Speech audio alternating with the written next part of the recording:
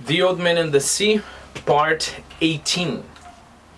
He could not see the green of the shore now, but only the tops of the blue hills that showed white as though they were snow-capped, and the clouds that looked like high snow mountains above them. The sea was very dark, and the light made prisms in the water. Okay, so you know prism is the shape, right? It's important here to keep in mind the pronunciation, okay? Prism, okay? Be careful with SM in English, right? You have an extra sound. This is kind of rare when it comes to the sequence of letters in English, but it will always happen when you have a SM sequence, prisms. So the light made prisms in the water.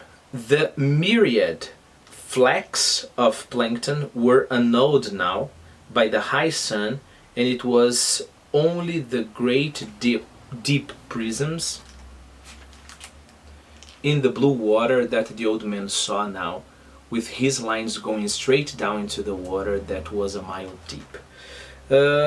Keep in mind that just like what it happens with dust, you know, you need a certain kind of angle of the light coming and hitting the dust so you can see the dust, you know, sifting. Remember, sifting.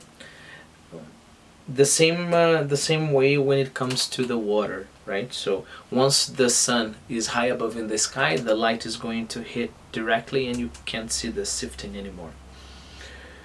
Keep in mind that myriad, we're talking about a long group of something, okay? We can say, for example, the myriad fish in the ocean, okay? Keep in mind, you can use it myriad fish or myriad of fish. Some more, let's say, traditionalists won't like this myriad of fish, and then they would just think that myriad fish is okay, right? Keep in mind that flecks here, we're talking about a small, very small particles, you know, just like I don't know, dendril, for example. Dendril is another nice word for you. Dendril is D-A-N-D-R-U-F-F. It's like, you know, some people have, I hope I don't, you know, the white, very small flakes on your hand. So the old man couldn't see the sifting of the plankton. The old man couldn't see the flecks of the plankton because the light annulled them. There is a passage in there's another book I'm reading with my other student called Of Mice and Men by Steinbeck. I wrote it here that I should make a connection with a scene of Mice and Men where, but I think it will be hard for me to find it. I should have prepared it better. But I'll tell you. It's just what we were discussing about the light. You know, there's a scene. They are at a bunkhouse. A bunkhouse is a house mainly in a farm where you have lots of bunk beds, and then there is this silent Sunday afternoon scene, you know, where everything is completely still and you can see this ray of sun coming through the window, and of course just in that part of the air you can see the flecks of dusts. It's a beautiful scene. Maybe I'll get it for a later video. Okay, so sun, and it was only the great deep prisms in the blue water that the old man saw now, with his lines going straight down into the water that was a mile deep. The tuna, the fishermen called all the fish of that species tuna, and only distinguished among them by their proper names when they came to sell them or to trade them for baits, were down again. The sun was hot now, and the old man felt it on the back of his neck and felt the sweat trickle down his back as he rowed. I could just drift, meaning let the current take me. I could just drift, he thought, and sleep and put a bight of line around my toe to wake me. But today is 85 days and I should fish the day well. Bite, people, not bait, bite, B-I-G-H-T. We're talking about a loop, like a knot he would put around his toe, so he would be sleeping there. If any fish caught the bait, then he would of course fill the pool. Just then, watching his lines, he saw one of the projecting green sticks dip sharply. Yes, he said, yes, and shipped his oars without bumping the boat. Remember, ship is to put on board, to put on the ship, in this skiff in that case. He reached out for the line and held it softly between his thumb and forefinger of his right hand. He felt no strain nor weight, and he held the line tightly. Then it came again. This time it was a tentative pull, not solid nor heavy, and he knew exactly what it was.